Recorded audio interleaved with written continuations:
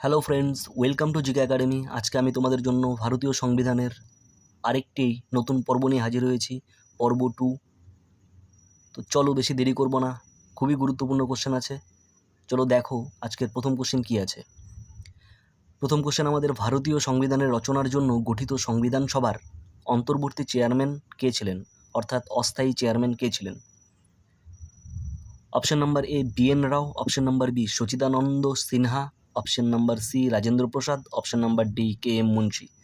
তো সঠিক উত্তরটি কী হবে এখানে? Option number B Sachchidananda Sinha. চলো পরবর্তী কোশ্চেন দেখা যাক।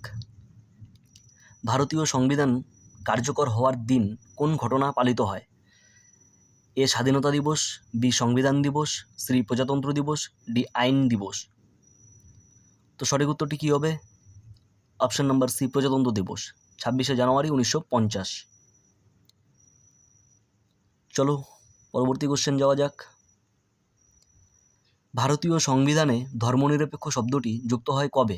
অপশন নাম্বার এ 1951 সালে, অপশন নাম্বার বি 1966 সালে, অপশন নাম্বার সি 1976 সালে, অপশন নাম্বার ডি 1985 সালে। তো খুবই ইম্পর্টেন্ট কোশ্চেন এটা। এটা হচ্ছে option number C. Option number C হবে 42তম সংশোধনী। 42তম সংশোধনী হয়েছিল 1976 সালে। তো এখানে ধর্মনিরপেক্ষ কথাটি যুক্ত হয়। চলো পরবর্তী কোশ্চেনে যাওয়া যাক। কোন অনুচ্ছেদ ভারতীয় নাগরিকদের বাক স্বাধীনতার অধিকার প্রদান করে? তো অপশন নাম্বার এ অনুচ্ছেদ 14, অপশন বি অনুচ্ছেদ 19, অপশন সি অনুচ্ছেদ 21, অপশন ডি অনুচ্ছেদ 32। তো এখানে সঠিক উত্তরটা কী হবে? Option number B 19 number article. এই 19 নাম্বার আর্টিকেলে 6টি মৌলিক অধিকারের কথা বলা হয়েছে। চলো পরবর্তী কোশ্চেন। ভারতীয় সংবিধান অনুযায়ী রাষ্ট্রপতির নির্বাচন কোন পদ্ধতিতে হয়? অপশন নাম্বার এ সরাসরি ভোটে, অপশন নাম্বার বি একক রূপান্তরযোগ্য ভোট, অপশন নাম্বার সি আনুপাতিক প্রতিনিধিত্ব পদ্ধতিতে একক স্থানান্তরযোগ্য ভোট, অপশন নাম্বার ডি সংসদের যৌথ অধিবেশনের ভোটে। তো এখানে সঠিক উত্তরটি কী হবে? সঠিক উত্তরটি হবে অপশন নাম্বার সি হবে এর সঠিক উত্তর। তো চলো পরবর্তী কোশ্চেন যাওয়া যাক।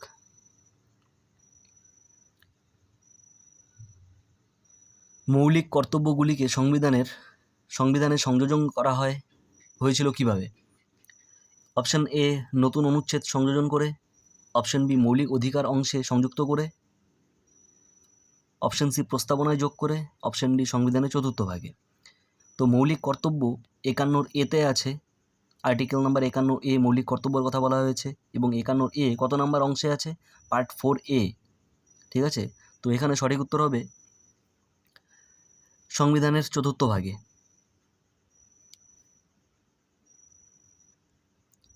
তো চলো পরবর্তী কোশ্চেন।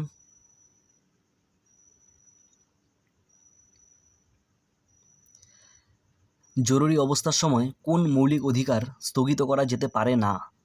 মানে রাষ্ট্রপতি জরুরি অবস্থা জারি করলে কোন মৌলিক অধিকারটি স্থগিত রাখতে পারে না? বাদবাকি সব মৌলিক অধিকার স্থগিত রাখতে পারে।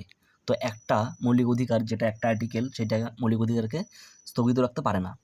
তো অপশন এ জীবন ও ব্যক্তি স্বাধীনতার অধিকার, আর্টিকেল নাম্বার 21, অপশন বি বাক স্বাধীনতার অধিকার, আর্টিকেল নাম্বার 19, অপশন সি সমতার অধিকার, আর্টিকেল 14, অপশন ডি ধর্মীয় স্বাধীনতার অধিকার, আর্টিকেল 25।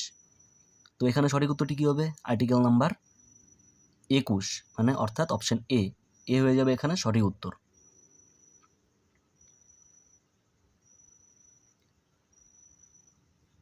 এ হয়ে যাবে এর সঠিক উত্তর। তো চলো পরবর্তী কোশ্চেনে যাওয়া যাক। ভারতীয় সংবিধানের প্রস্তাবনা প্রথমে কোন মামলায় বিশেষ গুরুত্ব পেয়েছিল? খুবই গুরুত্বপূর্ণ কোশ্চেন। অপশন এ গোপালন বনাম রাজ্য সরকার, বি কেশবানন্দ ভারতী বনাম কেরল রাজ্য সরকার, সি গগেন্দ্রনাথ ঠাকুর বনাম ভারত সরকার, ডি গোলকনাথ বনাম পাঞ্জাব রাজ্য সরকার। তো এখানে সঠিক উত্তরটি কী হবে? Option number B Kesavananda Bharati বনাম কেরল রাজ্য সরকার।